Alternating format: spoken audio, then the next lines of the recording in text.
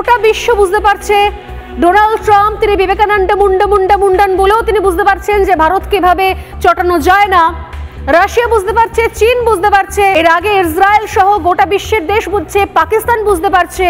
SCO সামিটে পাকিস্তানের president তিনি কর্নারে কেঁচোর মতো দাঁড়িয়েছিলেন, তার সঙ্গে কেউ কথাও বলেনি।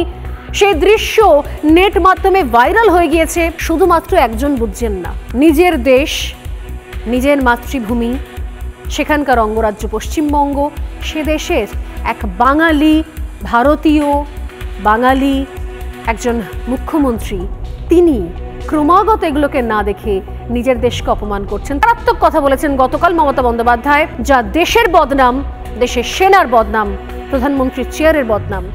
কি করে বলতে পারেন একজন নির্বাচিত মুখ্যমন্ত্রী?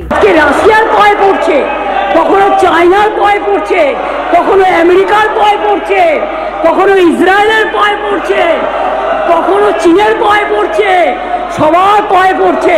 সবার পায়ে মাথা ঠেকতে ঠেকতে দেশটার সম্মান বিক্রি দিয়েছে, দেশটার মর্যাদা বিক্রি দিয়েছে, দেশটাকে বিক্রি করে দিচ্ছে।